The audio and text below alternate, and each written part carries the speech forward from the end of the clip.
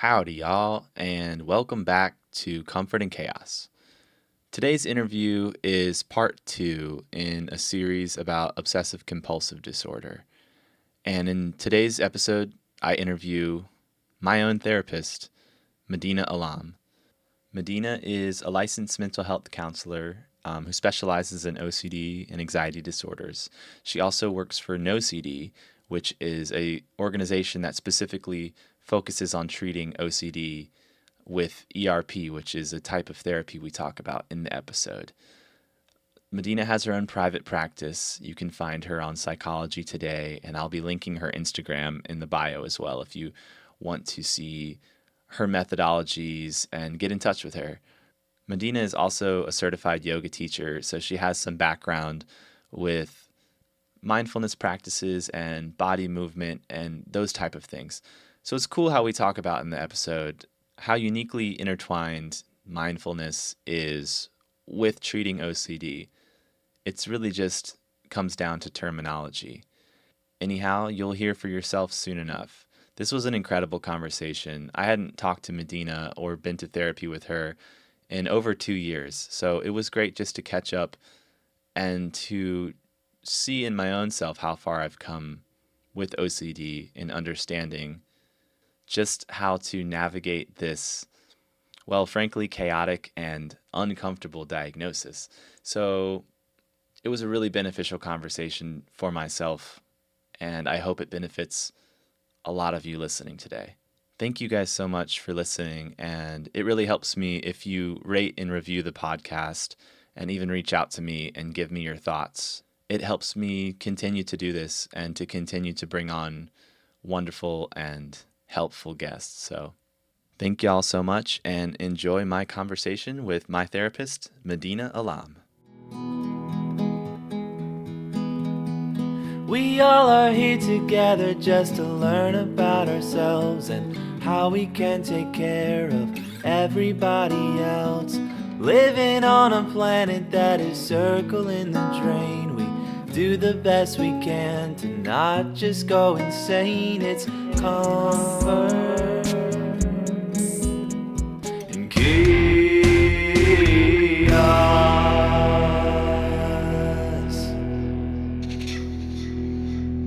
All right, Madina, welcome to the podcast.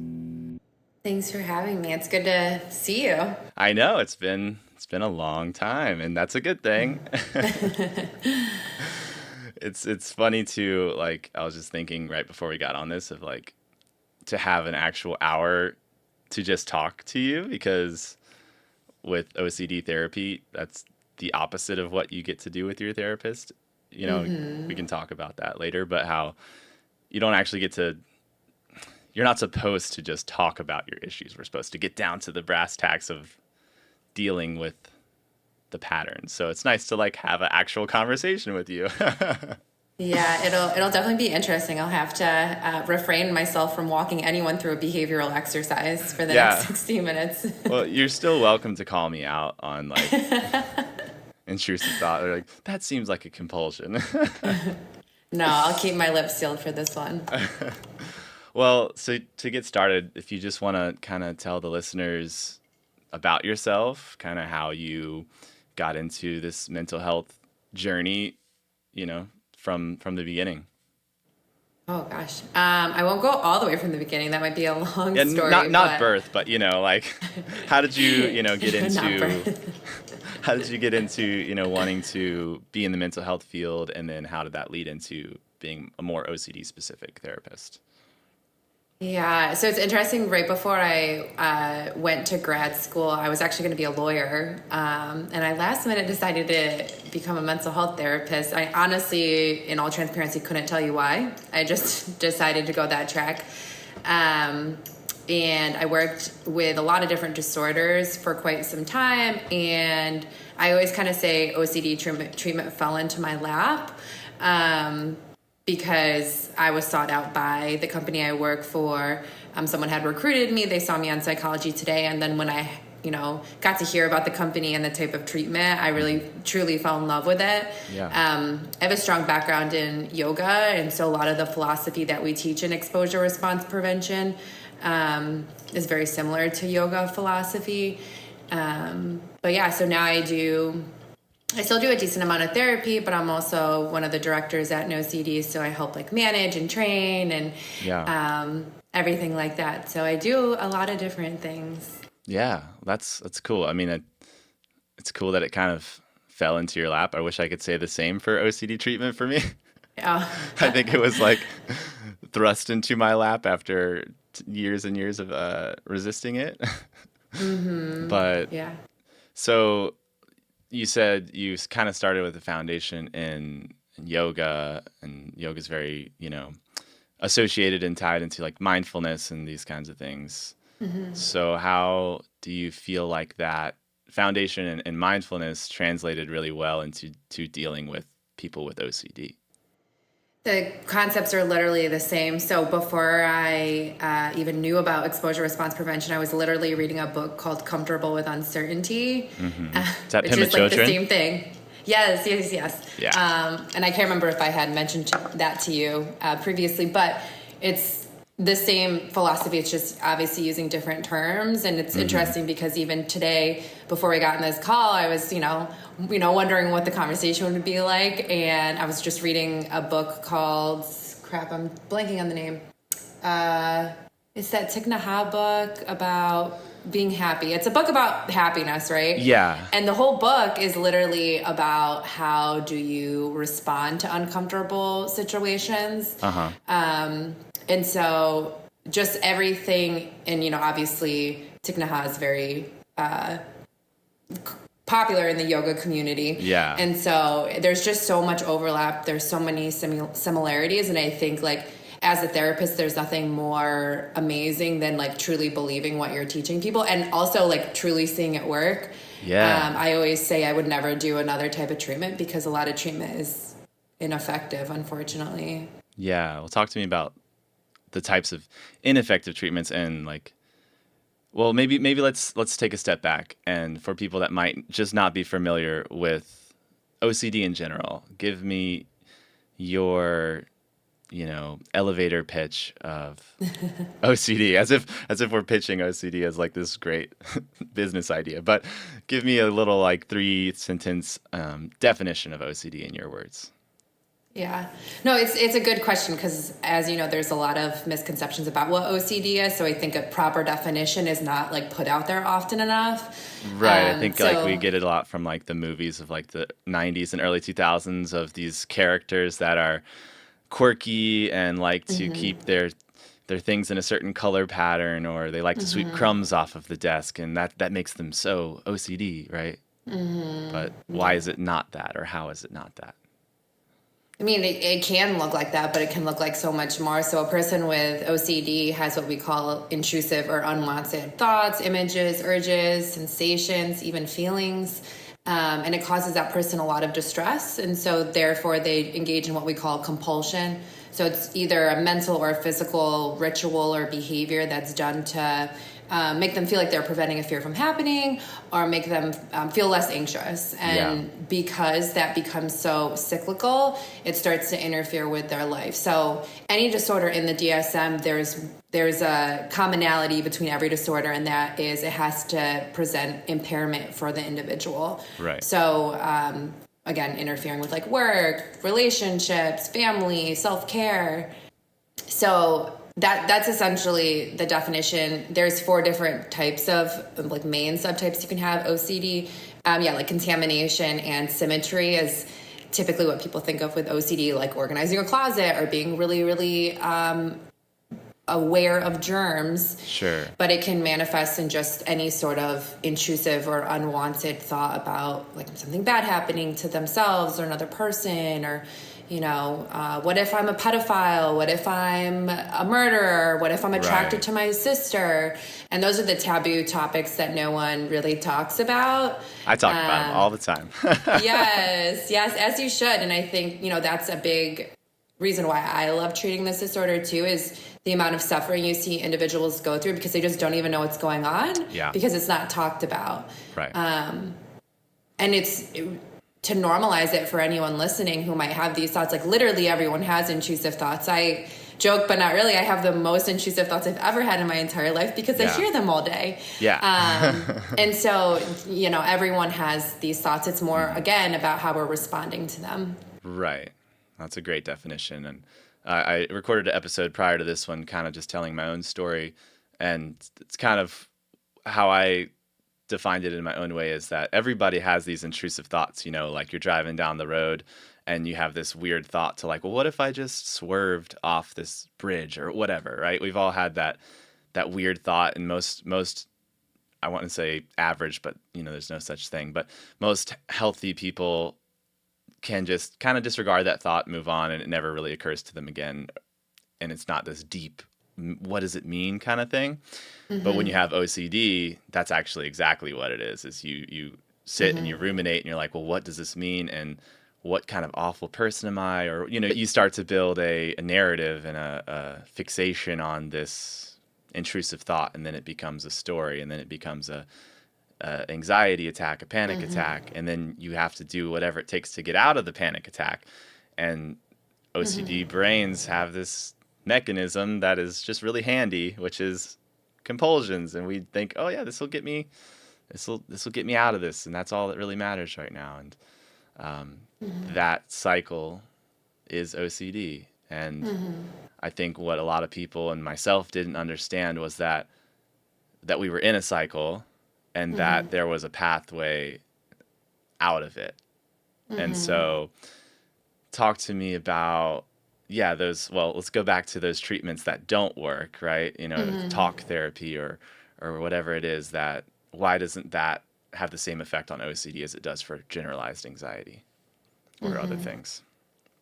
Well, I might be as bold to actually say, I think behavioral therapy and not talk therapy is actually, in my opinion, preferred over for a lot of things, not just OCD. Yeah. Because really what you're speaking to right now is like that tendency for us as humans to spiral and try to assign meaning or try to figure out or to understand. And at the end of the day, understanding, and this is not meant to sound callous, but like understanding what happened when you were 7 years old with like your dad or whatever. Like, yeah, we can recognize that we're a product of what we've experienced, but understanding how it interacts with who we are today, I don't know is super effective. Other than maybe like, I don't know, a 1 hour session of doing that and just feeling heard. But then beyond that, which is why a lot of talk therapy becomes is like session upon session of like trying to figure out why you are the way you are, versus understanding and accepting who you are and not over pathologizing it. So I think I just kind of wanted to like lay that out there. It might not be the most popular opinion for people. It's a hot take, but I like it.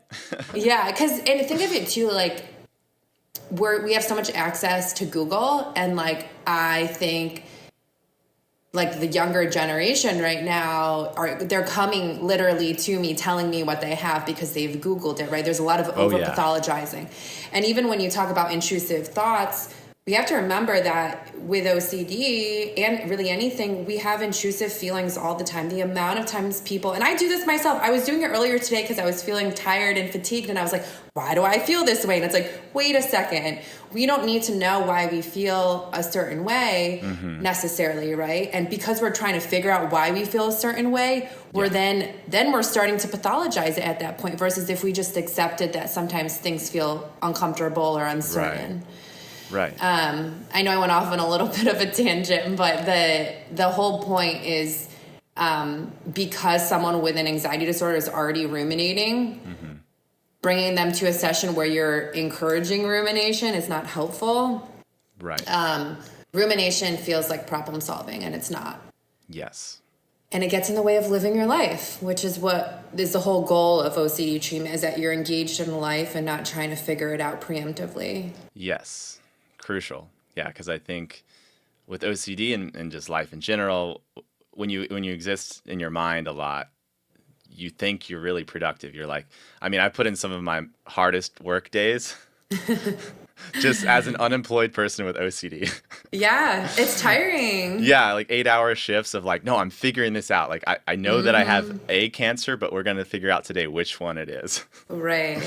And it's like in your mind, you're like, yeah, this is totally what I should be doing, and it's productive, and I'm, finding all these answers. It's great, but you're just digging a hole, and you're not living, like you said, you're not living your life presently in the moment, which is the moment is inherently insecure, because it's like we don't have we don't have the information of the past or really any knowledge of the future when you're just kind of living presently.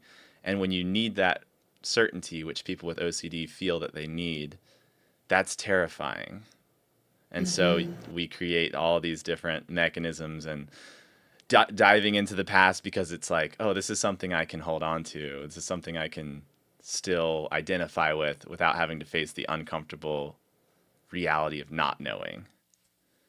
So, like, I agree with you on, like, that. I think in my case scenario, and there has been things where it's like putting together a bit of childhood context is helpful Yeah. to, like, how did I start to form these patterns of obsession or whatever? But that doesn't change where I'm at today and what tools I use to, like, deal with my problems now. That's for sure. Yeah, it's so much acceptance. Like, I think ERP is acceptance of who you are. Yeah. And I tell people this all the time when I treat them specifically for an anxiety disorder. So much research shows that people who have anxiety disorders are found to be slightly more intelligent and more creative. I can agree And with that. of course, right? But it's important because there's strength in being anxious, right? And it makes sense, right? Someone who's anxious is literally coming up with this very intricate, detailed scenario of something that could happen. Very creative, yeah. Yes, and that's a really good skill to have, but let's just make sure we're, like, putting it into the right categories, if you will. Yeah. There's pros and cons to being more anxious temperamented and not being, right? And I think, again, so much, in my opinion, of mental health has become individuals over pathologizing something that doesn't need to be over pathologized. Yeah. Well, I think that's something that needs to be spoken on, because I think, like, that's not really talked about on Instagram. As it's, you don't see as many reels of people talking about, like, not pathologizing. It's all pathologizing now. Like, Right. and I think there is it's a small place for that, but it's become this thing of, like, it's an avoidance tactic at this point to not deal with what's happening right now. So I think it's a great. I'm glad you're bringing that up. No, I feel like, because I've done several podcasts and I have a lot of non-conventional views on a lot of different things. But I mean, I've posted it on my Instagram too. It's like, most days are not good. And I don't say that to sound pessimistic, but, like, we can't expect life to be this, like, exhilarating rush every day. And it's not bad that life lives. I think I say it kind of like as a medium.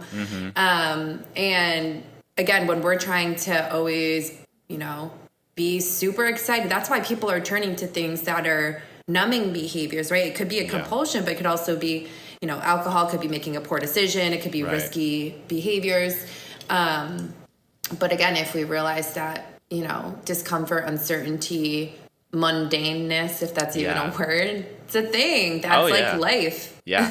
Yeah, absolutely. And I think there's this idea that if I just find the right answers, if I just go to the right therapy, if I just delete all my trauma somehow, like, then life will just be good forever. And that's so not true.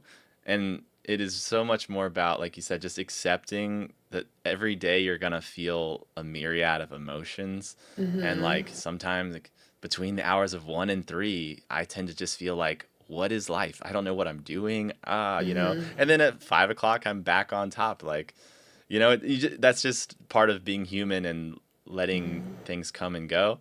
But yeah, this idea that we can just somehow be permanently good or free from suffering that's not the answer. Like you said, acceptance is so much more the pathway to freedom. I was actually having this conversation with my sister last night because she also suffers with OCD.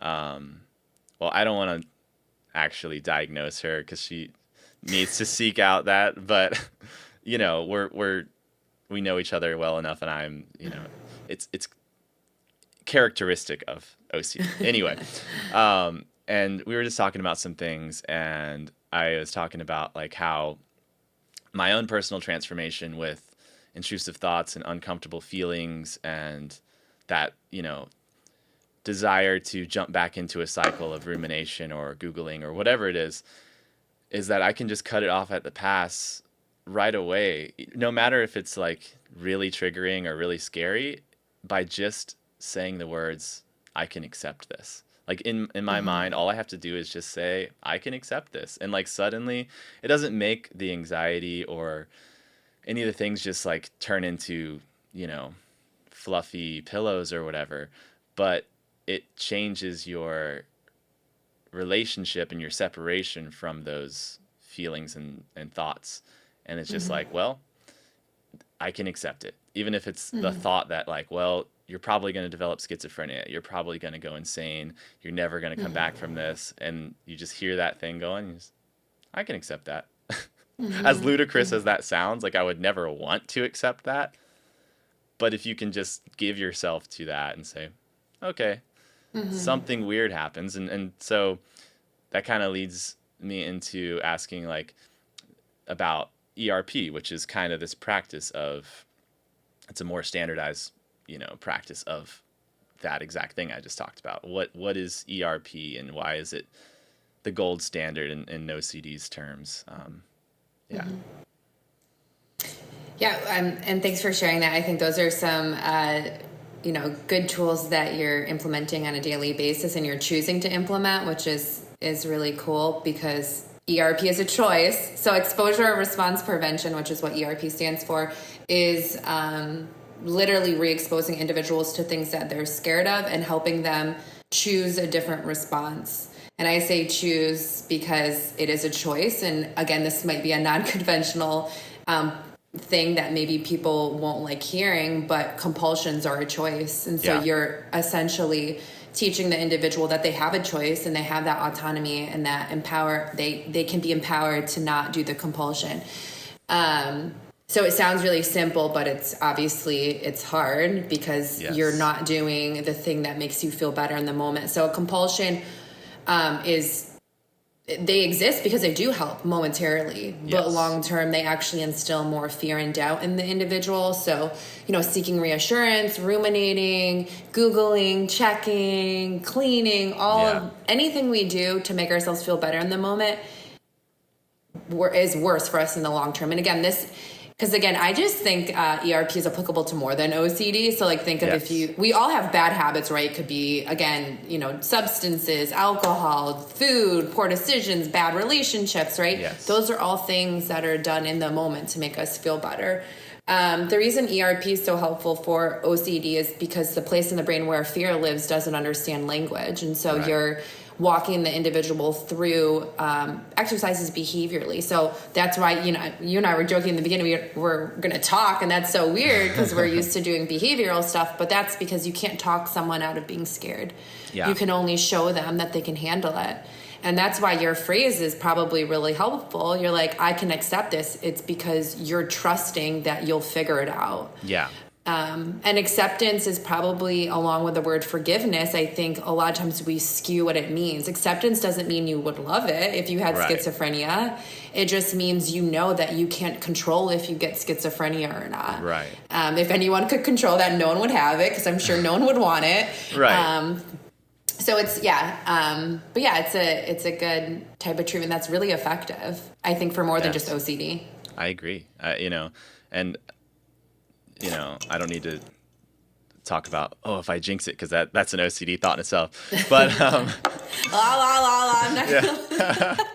not like I consider myself in somewhat of like a post-OCD reality for myself. And just in the sense that I feel as if I'm the type of person that, I get intrusive thoughts like everybody else, but I don't cooperate in the cycles any longer. And so, to me, ERP is still so effective, even when I'm not having these cycles and need to like break them in extreme ways. It's like those little phrases or those little commitments into the thing that seems harder, that seems not worth doing when you could just do a compulsion and easily, I say easily, compulsions make your life so much harder, but that could easily erase the bad feeling for a moment. Which I think early on in my OCD journey and a lot of people's OCD journey, that seems impossible. And it seems so counterintuitive because you're in love with your compulsions. They are your pathway to safety at the fastest rate. Whereas ERP takes some time to feel safe to say something like, I am going to get schizophrenia. I am going to become, an invalid. I'm going to not know what reality is anymore. Like, to say those things out loud when you are in the early throes of OCD is like so impossible. So to anyone that's like on that journey or wants to go on that journey and thinks it's just impossible, it's not. It just takes a lot more time and commitment than doing your quick compulsion and being comfortable for like 2 hours, Yeah, I mean, that's such a good point. And my, like, not that you're necessarily asking me for a tip, but I think something that's helpful in that process is compassion, right? I mean, you said it, there's a function to the compulsion. And so instead of, like, a lot of times I hear people like beating themselves up over engaging in something that makes them feel better. And again, remember, people without OCD do this all the time. That's why people drink. Let's be honest, right? You've had a hard day. I need a glass of wine or whatever, right? And so it takes a lot of strength to choose to not do your compulsion. But and I think the biggest thing that gets in people's way is they really don't think they have a choice. They're like, Madina, I was just unconsciously doing it, or I can't, right? That word. And I always say, you won't. And I say that with the most compassion. People are like, oh my God, you say that to your clients? Like, yes, because it would be a disservice to them to tell them to agree that they can't. Like, I don't want to invalidate how hard it is, but you said it yourself too, is doing compulsions is also hard. So whether or not you do a compulsion or not, or do whatever the quick relief behavior is, life can get hard sometimes. Yes. And again, if we could avoid it, everyone's life would be roses and flowers, but that's not how it works. Right. And so, and you said this earlier too, you're saying so many good nuggets. You're creating a different relationship with what it means to suffer or to have uncertainty or discomfort. Again, it doesn't mean that you love it or you prefer it. It just means that you know it's part of being human. Right. And it's just like, I know you're also into fitness and personal health and that kind of thing. It's the same metaphor of when you start getting into, let's say, like running or weightlifting, and you're like, this is like really hard, and I just want to go back to sitting on the couch or whatever. And there's nothing wrong with sitting on the couch. I love couches. I love relaxing, but if your goal is to get stronger, if your goal is to be a more capable person, be a healthier person, well, the only way to do that is to go to the gym, is to go run, and the same for your mental health and OCD is if your goal is to be free, it's okay to sometimes, like act out a compulsion. Don't beat yourself up and create a whole nother shame cycle. But to get into the hard work, to do the ERP, to expose yourself to what makes you uncomfortable, that's where the freedom is. And it's so hard to, it's just like, I mean, I'm a terrible runner, and that's a bad metaphor for me because I don't run. Same. But for people that get into running, it's the same thing, right? It's like if you want to get free, if you want to get strong, you have to do the hard thing. And it doesn't seem worth it at first, but it really is. Yeah. I love workout analogies. I use it in the same respect as if you went to a personal trainer and you talked about working out, you would probably be pissed, right? Yeah. You'd be like, why am I talking about... You go to a personal trainer and they physically take you through the exercises. Your therapist should be doing that. And again, this is more than just for OCD. Like anything, like say someone's listening to this and they're feeling sad or low, which I feel like is almost always present with OCD too, because it's depressing to have OCD when you don't have it managed. And you want to get out of that sadness. And even if you're not like clinically depressed, this is a good tip to use when you're feeling sad. Act in opposition, right? It's physically getting up and doing the dishes or getting outside for a walk. It doesn't, again, like you said, what was the term you used? Fluffy pillows. It's not like fluffy pillows at the end of the day, but you managed it better. And just to bring it back to like over pathologizing, it's like at the end of the day, yeah, life is going to ebb and flow. And I think with people who are in treatment, they get this sense of like frustration. Like, I have to do this for the rest of my life. I have to do ERP for the rest of my life, Medina. And I'm like, everyone technically does ERP every day, right? We wake up every day and we have no idea what the heck is going to happen. Yeah. And so it's not a death sentence. No. Like living, going out into the world is exposing yourself to things that are uncomfortable and uncertain. So ideally, yes, you're doing exposure and response prevention as long as you're breathing. Yeah. And it's like, even to the point where like, and I've joked with people like, we could just sit on your couch for the rest of your life and maybe you want to worry about anything. But then I'd have a feeling maybe there would be a worry, like, what if a bullet came through the wall of the apartment next door to me and I died from that, right? Yes. Or like, now I'm going to die because I haven't moved, and now I have some condition in my legs because I haven't moved, right? I don't know. It will always find a way. Well, and that's something I've talked to people about, and it's actually, I don't know if it's amazing or it's remarkable or whatever. It's worth mentioning that I have so many friends who are diagnosed with OCD. Like, and I live on a very small island, and the people like within my 50-mile radius, I've got like 4 friends who also have OCD, which is, it's nice to have that community, and everyone's at a different place with it. But how when we all share our struggles with it, it's amazing how OCD can find its way no matter what life scenario you're in or whatever. And so, like, what's the deal with that? Why does OCD find a way to attack or attach to the things you care about the most? Like, even if you're just sitting on your couch and you care about sitting on your couch and being home safe, and then suddenly you have an intrusive thought of someone coming into your home. Like, what's the deal with OCD coming to after the things you care about? Well, if you didn't care about it, OCD wouldn't exist, right? Because there's things that happen in your day that you could hypothetically worry about, but it's probably not your top value, and that's why you're able to accept the uncertainty around it. Yeah. So OCD is very tricky in that way, and I think it always tries to stay on top, because you were kind of mentioning before you asked that question too, was it's like almost no matter what the circumstances are, if you allow it, OCD will find a way to twist and turn it. And I see this all the time when someone comes to session, they're like, oh, I had a really good week. And I'm like, what happened? And they were like, well, I didn't really have my work stress that I normally had. And I'm always first to call OCD out. And I'm like, I'm going to guess there's been times in your life where work hasn't been stressful, but you still worried a ton. And they're like, oh, yeah. And I'm like, and I bring it back to this concept of choosing, right? It sounds like this past week you chose not to ruminate and to Google. Right.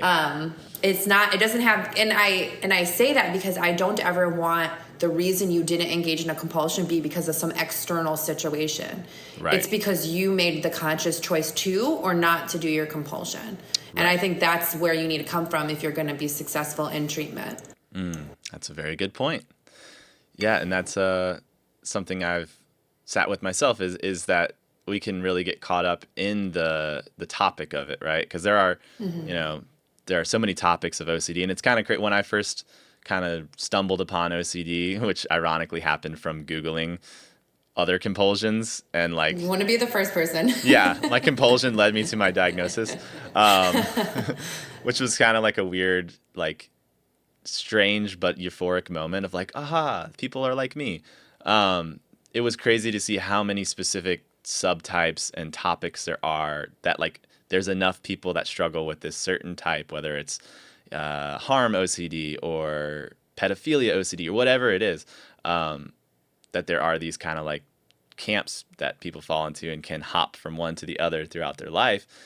But in a harsh way of saying it, it doesn't really matter. Like the topic doesn't really matter. It's the fact that your relationship to your compulsions are going to be the same reaction and anxiety provoking thing regardless of what the topic is. So kind of like learning how to decouple, well, if it's about harm, then I need to do everything to not deal with harm objects anymore or whatever. It's not that. It's inside of you, and that ERP is more about just the internal mechanism, not the external forces that are bringing it on.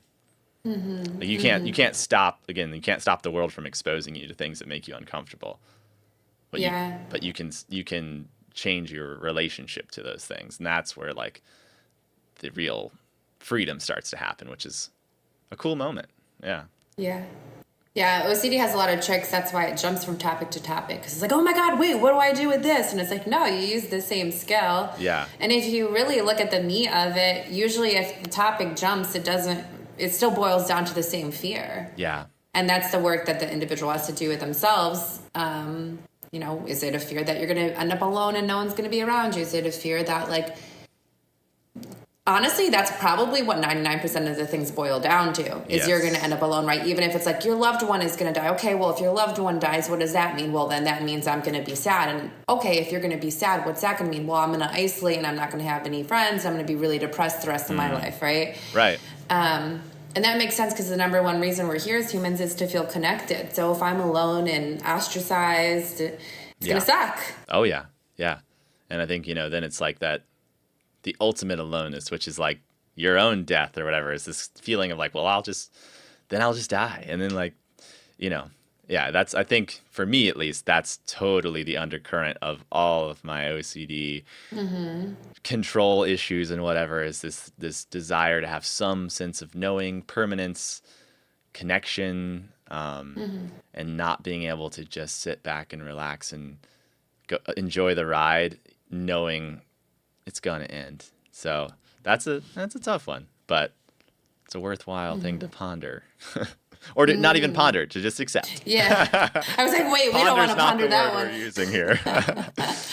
Well, no, it makes sense because it's what you're really saying is how anxiety and OCD is such a self-fulfilling prophecy, right? Like it makes on the surface, it doesn't make a ton of sense to worry about when you're going to die, because in a way you're kind of dead, because maybe your body is physically here, but you're spending the entire time worrying about what it's going to be like when you're gone and you're not here, right? Oh, yeah. Yeah. And you see it all the time, even with like every type, like relationship OCD, I see it all the time, right? The best way to know if your partner is for you is to fully engage with them, right? And you're going based off the same data everyone else has. Yep. No one knows if that is their person.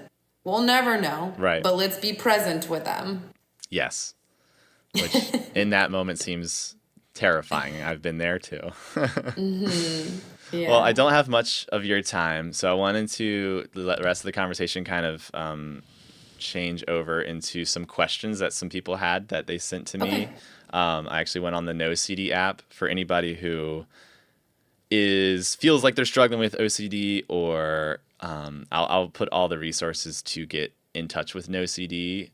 They're a great resource. They have a mobile app that I think can be really helpful if you can't afford therapy right now. There's a lot of different, self practices you could do, which I think is just great, because we're in America. Not everybody can afford therapy, unfortunately.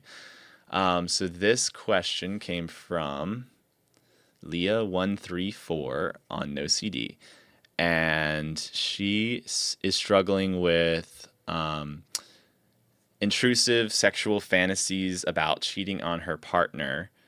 And she wants to know what would be the appropriate exposure to practice.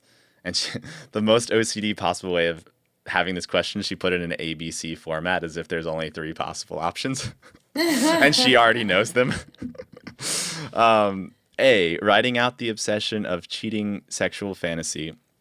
B, writing an actual scenario of me cheating.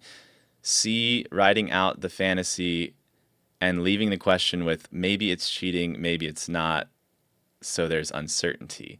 So I think what she's asking is how to write a proper script that can help her practice ERP with this particular intrusive thought. So scripts are good to and I assume this is a she. It might not be a she. I want to correct that. Scripts, words, scripts are used to expose ourselves to things that we cannot actually recreate. So I coin them as like worst case scenarios. They can be kind of like nightmares or like scenes in a movie is how I like to describe it. You would basically be rehashing the details. And this is how I word it. Like if I were watching you in a movie, you did in fact cheat on your partner, what would I see? Right? Would I see that your partner is getting really angry? Now you're left upset because you're responsible for his suffering, and then none of your friends want to talk to you anymore either, and you just feel like a really horrible person, and then you wind up killing yourself, or I don't know, right? What is the worst case scenario? Yes. And then you would reread that over and over again to, expose yourself to that uncomfortable possibility. Yes.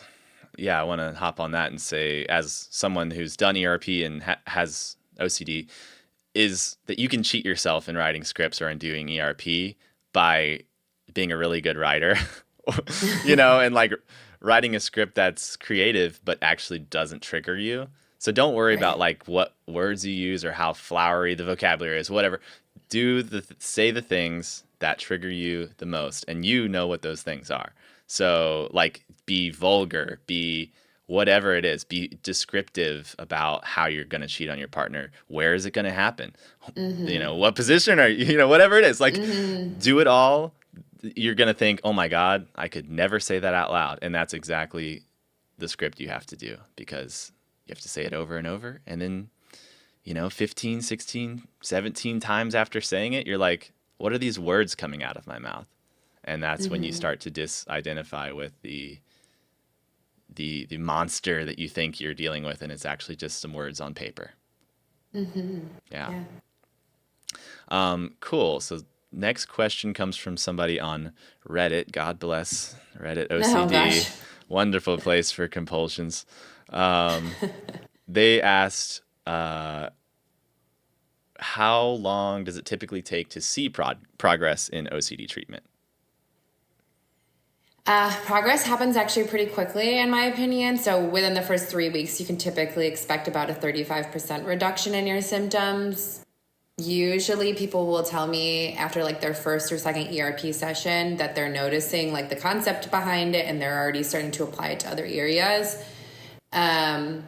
Although we do want to note that doing ERP, the goal is not to necessarily reduce or get rid of, but to create a different relationship with our stress. Right. But it is pretty quick to be effective. But try not to do ERP with a sense of urgency, because then that typically is a sign you're doing ERP as a compulsion. Right. So that, OCD gets tricky and has a lot of like tricks up its sleeve. Yes. Because even the last question, you were saying, write the thing that's the most triggering, blah, blah, blah, which is very valid. And sometimes we're not triggered during an exposure, and that's not bad necessarily either. Yeah. So that was just like a side note, but it's pretty effective pretty quick. Totally. And I think, if you find yourself not being triggered by your exposures, that is okay. And probably, we don't talk about signs in OCD. There's no such thing as signs, but it's a good checkpoint for yourself of like, I think I'm starting to get the hang of these things. I think I'm starting to kind of like understand why I'm not anxious about this anymore. And another question they had was, how do you address relapse prevention in treatment? And I think that goes into another thing of when you start to feel progress is your OCD brain will kick into another gear and say, well, okay, cool, but now we have to protect ourselves at all costs from ever relapsing or feeling these feelings again. So you kind of enter this protection mode where you start to avoid going into scenarios where you think you might reactivate your OCD, which is not the point of treatment, I think. Right. No, you're right. My best, again, probably not the answer everyone wants to hear, but you will quote unquote relapse in the sense of you will have a day where your OCD feels very forefront. Yeah. You're going to have a day where you feel really crappy. You're going to have a week where you feel really crappy. And Again, that's part of the treatment, is you're accepting that life ebbs and flows, and whenever the other shoe decides to drop, trust that you'll be able to handle it. But again, we're not going to create that self-fulfilling prophecy of today might feel fine, but oh my God, what if I relapse? Yeah. Great. I don't want to actually experience it twice, right? I'm not going to experience it today, and then when it actually happens, I'll just deal with it then. Right. That's a really good, that's a good way to put it, because I definitely struggle with that refractory period of like starting to improve, but then like, well, I don't know, because then I don't want to like jinx it, the magical thinking that OCD can really instill in you is that you have the power to create things that aren't there, or like will yourself back into a spiral again. And really, I mean, if you're going to get into a spiral, you're going to get into a spiral. That's part of being alive, And like you said, it's more about dealing with having the tools today and building those tools so that if you do spiral, tomorrow or a month from now or 2 years from now, you can accept it. It's that inner fortitude of like, you know what, I don't know if I'm going to, but if I do, I'll be able to navigate it, and that'll be a problem for then. Yeah. When in doubt, just say I don't know, because you don't. Yes, no one knows. Yes. That's my favorite way to describe ERP to people is like this guy emoji, like the shrugging guy is like, that's it. I mean, to boil it down to the most simplest terms, because your OCD is going to give you so many questions of, well, do we have this? Is it safe to, step on that crack? Is it whatever? And all you can just do is like throw your hands up and go, maybe, I don't know. And it breaks the cycle. So yeah, it's a great it's my little mental image, is just the little emoji guy. Yeah, no, I'm right there with you. And that's why I say I'm not concerned if someone's not triggered, because usually if someone's not triggered, it's actually a good indication they're saying to themselves they don't know, and they're not trying to figure it out. Because the irony is usually when people are anxious, it's because they're ruminating. Yeah. And, again, I keep saying this, but I think it's just important, because I'm sure there's people who are listening who don't have OCD but might have just anxiety in general.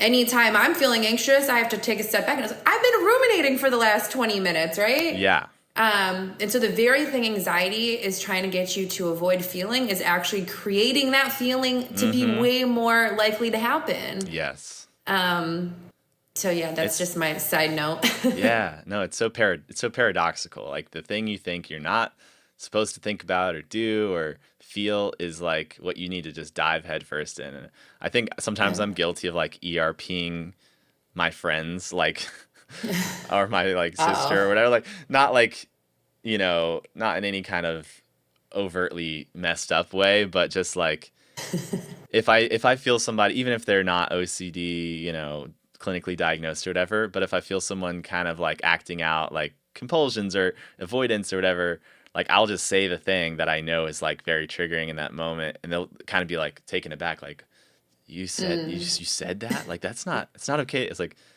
what made that not okay? Like what they're just words that just now exist and now they're gone. Right. Like to actually teach people you can say things and them not mean anything is it's cool. Yeah, it's a hard concept to grasp. Another question. This is actually from a friend of mine. We'll just call her C. How do you balance a real traumatic event that happened in your life, or a traumatic time period, with OCD telling you that this is something you need to be concerned about? Like, how do you balance this very real experience you've had with, is it just OCD, if that makes sense? Do you mean like, because a lot of what I think this person is asking, a lot of the symptoms that are a product of experiencing something traumatic might be seen as like compulsions, right? So like avoiding, for example, or like maybe trying to figure out if it was your fault or whatnot. It's very similar. Yeah, I think what the asker might be, I'm presuming here, but like is like not wanting to like setting boundaries or whatever to not go back into that traumatic place. But is that your OCD just acting up and saying, we're avoiding this because it's uncomfortable, etc. What's that line there? Because there is such a thing as real things that happen in life. Like real traumatic things do happen. How do we delineate when it's just OCD?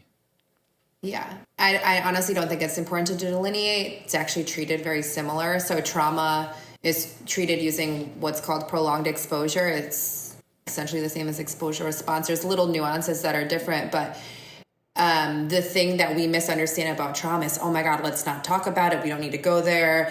You don't need to talk to that person. You don't need to like go to that event, whatever. That's exactly what the person needs to do, because what you're teaching the person who's experienced something upsetting is that they don't have to still be scared of something that happened in the past. It doesn't take back that you've experienced something that's very upsetting, but at the end of the day, again, not to sound callous, but say you experience something traumatic, just because you experienced it once doesn't mean it's more likely for it to happen again. And if we're going to navigate our life with the assumption that it will, we're not fully engaging in life. Bad things happen. If you could have prevented that original traumatic thing from happening, you would have. Right. And you can't. So it's re-exposing yourself to that traumatic event. It sounds... I remember one time I was trying to tell my mom what I do for work when I shifted to doing ERP. She said, sounds like you're torturing those people. But with trauma, you would have them rehash the details of the upsetting event over and over and over again, which sounds like, why would you make someone do that? It's like, well, why would you encourage someone to do that? Because I don't ever make anyone do anything. But it's to teach them that A, they can handle it, B, that scary thing, like re-saying it starts to become words, right? Yeah. That's why the first time someone rehashes their traumatic event, they're usually emotional, crying, right? The 50th time they do it, they're not responding that way. Right. So that was a long answer, but I would say there's no need to delineate the two. They're treated very similar. I love that. One last question is actually one my sister wanted me to ask you, which is kind of along the similar lines of, is it OCD, is it not? And I identify with this one because I struggled with, specifically health anxiety, health OCD for a while myself, is the same kind of thing. Is like when you are dealing with a health issue and you're having, at least you think you're having real symptoms, say your stomach is having pain, and but when are you taking it to an unhealthy level, and like what is that balance of self-advocacy in health, which is kind of a thing now with the medical system being such a mess, and when is it obsessing, ruminating? How do we find a balance to take care of our health, yet not feed the cycle? Yeah, good question. So two things pop up. So perfection is not the goal. So never doing any compulsive behaviors is never the goal. And I'm actually going to self-disclose a little bit here because I think it's helpful, because I don't have OCD. But I treat OCD, so it's funny because it's not funny. It's interesting because almost everything I do, I can't do without thinking of one of my clients, because I'm like, this is definitely a compulsion technically. Yeah. But again, I do not have OCD, and the reason I bring this up is because someone who has OCD, I think when they go through treatment, they're almost over aware and they want to make sure that they are doing treatment perfectly, which we can love and appreciate. But also the goal is not that you're perfect at this. Yeah. And so think of it in terms of, is this clinically impairing? So what your life looks like and how you respond to it is going to be different and manageable than another person who has OCD. So I wouldn't put a number or an amount on what's quote unquote normal. It's what's interfering with your life. Because again, I've Googled before. I was joking with my friend. She's a PA. They, I don't know if anyone else has noticed this, but they release your blood results to you before the doctor gets them. Yeah. Oh, I'm very aware. I was joking with my colleague, but not really. I was like, I might have a twinge of some health stuff, but I feel really bad for some of the people I treat who have pure health anxiety. Oh, yeah. Because I was sent down a spiral. And again, I'm disclosing this because I don't have OCD. And I was, Friday, I was Googling for a good hour about something. What does, like 0.73, whatever, lymphocytes mean? HCV/DL. What does that mean on Google? Yeah, and you get a lot of results. Oh, I used to live for those early test results before the doctor came in, because then you're like, I get to be the one who decides what I have, not you. Because whenever they come in, they're like, you're healthy as a horse, man. I'm like, come on. But yeah, I typically don't disclose a lot, but again, I'm doing it in the sense of I don't have OCD, and I want to normalize that even if you don't have OCD, you're going to do these behaviors. So having OCD, you're going to expect that you're going to ruminate and you're going to advocate for yourself, or maybe go down Google spiral. Yeah. And I think that this is important because I think one of the best things you can learn about yourself is that you're not perfect and act in accordance with that. Because I think a lot of people know logically they're not perfect, but their behaviors don't match up. So if they catch themselves Googling for an hour, they're beating themselves up over it, right? Right. Well, I was Googling Friday morning. It's like, I know that this is excessive. I need to just wait for the doctor to call me, but I'm doing it anyway, right? Yeah. Because I'm scared, right? Yes. And so that was I want to say a normative response. And so hopefully people who are listening can realize too, like you're going to do things that are quote unquote compulsions. Everyone does. Yeah. So I wouldn't number it or label it as too much or too little. Just make sure it's not interfering with your life is what I would say. It's a great answer. It was a very long answer. No, she'll appreciate it, I'm sure. Well, this has just been so nice to have this conversation. I think it's going to help a lot of people. That's the goal. Hopefully a lot of people will listen to it. If it helps 2 people, it was you and me. Yes, we were both very greatly impacted by this. Yeah, we're like trying to record this in like 7 different ways, so hopefully something came through. Either way, it's been great. With this, the podcast is called Comfort in Chaos. So, what is something for you right now that has been providing you comfort amongst the chaos that human life just can be? Ooh, that's a deep one. It doesn't have to be deep. It could be incredibly shallow too. Like it could be, Game of Thrones or whatever. This is what I always come back to is that nothing lasts for forever. And I think that can sound pessimistic or great, either way you spin it, but that's just life. And I think that's the comfort I get is if things aren't feeling good, it won't be like this for forever. And when they do feel good, I can enjoy it and know that, the other end of the other side of the coin is just as important as like the sunny side. So I love that. I don't think that's most people's phrase of comfort, but it is mine. Nothing lasts forever. My first tattoo is "This is temporary," and it's so true. Yeah, I know, and I know we're ending. I'm like, but wait, I have one more thing to say. It's fine. No, I think again, it's so much of because when I say the same thing about life lives at a medium, I think people see that as a pessimistic way to view it. Or I was gonna get the word Santosha tattooed on me because it means contentment, and people were like, why would you want to be content? I'm like, being content doesn't mean I don't want to still make strides and progress in my life. It means that I'm allowing myself to enjoy life and know that I want to, So I think because we've talked a lot about different definitions today, like acceptance, forgiveness, contentment. Yeah. Those are ways that you can define it for yourself, and it doesn't have to be pessimistic. Sure. And like you said, it's going all the way back is contentment is a state of being. It's not a fleeting emotion. It is a grounded place of accepting that living life as a human is going to have a myriad of experiences and ups and downs and happiness and depression. And contentment is to be able to sit within yourself when all of those things are coming and going. Or acceptance, or what, like you said, whatever word you want to use. And that is kind of the definition of, that sums up the whole conversation here, is that finding that seat of contentment, of acceptance, of presence allows you to be free from the chasing of the highs, the rejections of the lows, any of it. So I love that. You should get the tattoo. I have a lotus flower, which means you have to go through difficult things to blossom at the top. So I love that. Nice. But yeah, no, it was so nice to talk to you. Thanks for Yeah, thank you. having me. Anything you want to share about yourself, about how people can, if they're struggling with intrusive thoughts or what they think might be OCD, how can they get in touch with you or the company you work for? Yeah.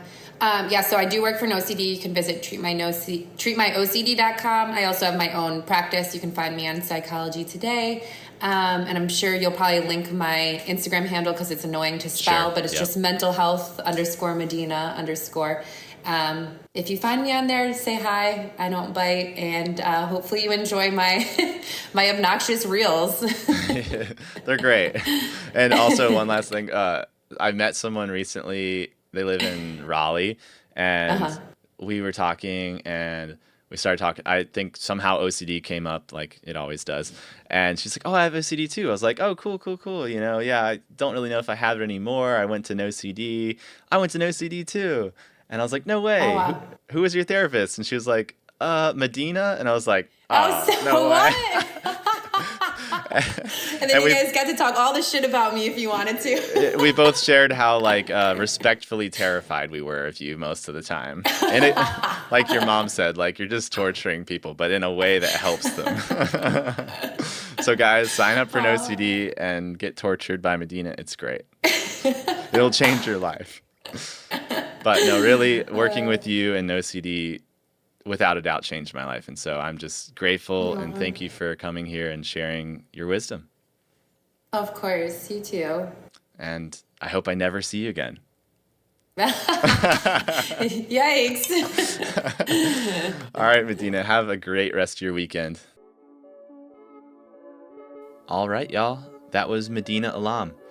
All of the links to get in touch with her or find out what it is she does and NOCD will be in the show notes for this episode.